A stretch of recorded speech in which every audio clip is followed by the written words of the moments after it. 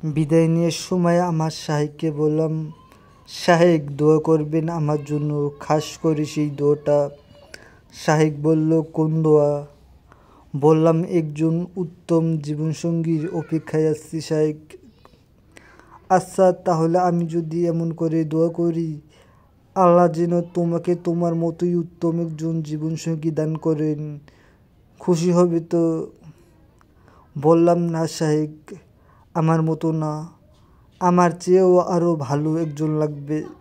শাহেক বললেন, তবে কি তুমি চাও আমি এমন দোয়া করি যেই দোয়াতে তোমার মঙ্গল হোক আর অন্য কারো অমঙ্গল হোক, তুমি জিতে যাও আর অন্যজন ঠকে যায়?